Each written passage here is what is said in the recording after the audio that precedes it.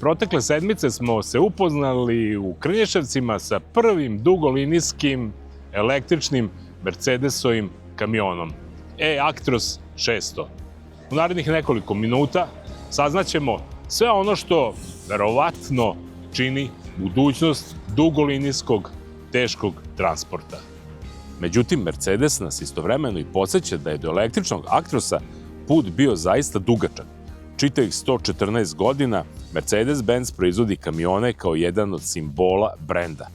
Od 1912. i prvog modela Drei Tonnen Lastwagen za više od jednog stoleća konstruisano i proizvedeno ukupno 19 modela Mercedes-Benz kamiona koji su prodati u milionima primeraka i čiji je razvojni put zaista fascinantan. Iz godine u godinu modeli su se usavršavali i kroz tehnička rešenja pratili potrebe industrije, prevoza, uslužnih delatnosti i celokupne privrede. Danas aktuelna serija Actros startovala je pre tačno 30 godina, a iza nje je stigao Tego u raznim opcijama opremanja karoserije, da bi novo doba najavio koncept model H2 sa pogonom na vodonik. Dosta toga je novo na ovom vozilu. Ceo koncept vozila je potpuno promenjen u odnosu na ono što je postojalo, počevši od e-osovine, razmeštaja baterija, njihovog kapaciteta, bezbednosnih paketa koji nosi sa sobom, multimedije i digitalnih platformi na kojima je baziran. U zadnjoj osovini imamo 2 elektromotora i ukupno 4 stepena prenosa. U zavisnosti od toga koliko je opterećenje, u zavisnosti od toga po terenu po kojem se vozite, vozilo samo bira u kom će stepenu prenosa da se kreće i koliko će se struje, to jest energije, trošiti za kretanje celog. Ukupna snaga ovog vozila je 400 kW, to je, da kažemo, radna snaga, a peak power ili najveća moguća snaga je oko 600 kW u zavisnosti od potrebe, koja se dobija na kraći vremenski period u slučaju da morate da reagujete brzo sa papučicom gasa.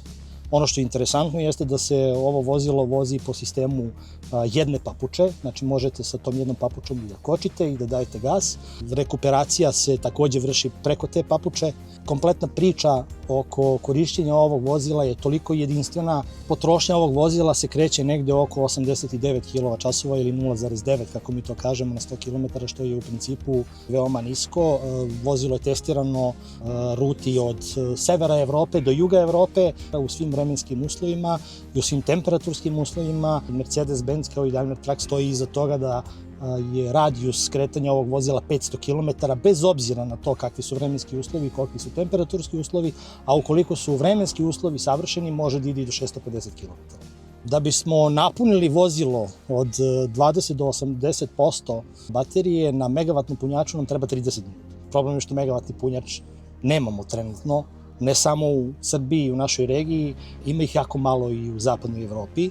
To će biti jedan od najvećih izazova u budućnosti, da se razvije infrastruktura za brzo punjenje ovakvih vozila. Koliko je 1 megavat, možete zamisliti da je kapacitet Đerdapa je 1000 megavata. Dakle, ako bi 1000 kamiona se prikrčilo u istom trenutku, sve što Đerdap proizvodi u tom trenutku bi otišlo u te kamione.